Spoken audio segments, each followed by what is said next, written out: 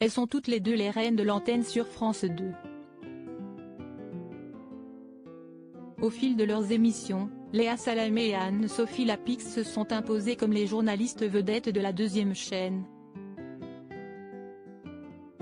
Dès lors, de nombreuses rumeurs ont laissé sous-entendre que les deux présentatrices se vouaient une guerre sans merci dans les coulisses.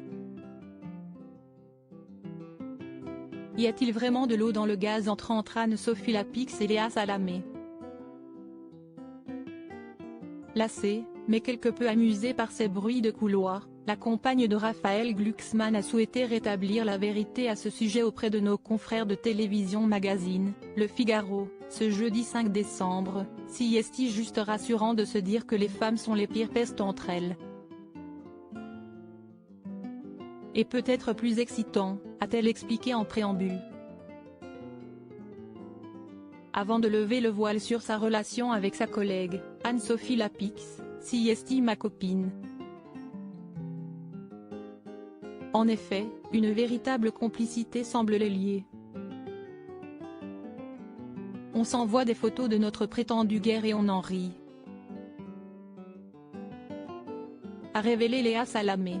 Au cours de cet entretien, l'acolyte de Christophe de Chavannes est également revenu sur sa supposée rivalité avec Caroline Roux, sa remplaçante à la tête de l'émission politique. Je la connais moins bien mais je l'ai appelée quand j'ai quitté l'émission politique pour lui dire qu'elle serait parfaite à ma place. Et elle l'est, a-t-elle assuré. Et d'ajouter sans détour, il n'y avait personne d'autre qu'elle pour la reprendre. Tout est dit.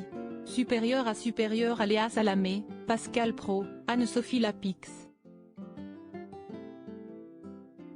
Découvrez les journalistes quand ils étaient plus jeunes. Anne-Sophie Lapix cache sur les rumeurs de rivalité avec Léa Salamé depuis que Léa Salamé a été choisie pour animer le débat de l'entrée deux tours de l'élection présidentielle de 2022, à la place d'Anne-Sophie Lapix. De nombreuses rumeurs ont affirmé que les deux journalistes se crêpaient le chignon. Dans une interview accordée au magazine Society, paru en kiosque le 27 octobre dernier, la journaliste et animatrice télé de 50 ans a mis les choses au clair une bonne fois pour toutes. Traditionnellement, ce sont les présentateurs du 20h qui animent le débat d'entre-deux tours. Gilles Boulot étant le candidat de TF1 et vu qu'il faut une femme et que lors du débat précédent, ça n'avait pas été possible, il y avait peut-être une évidence. Ça ne s'est pas passé comme ça, a déclaré Anne-Sophie Lapix, avant de trouver Léa Salamé totalement légitime dans ce rôle puisqu'elle animait une émission politique. Elle l'a très bien fait.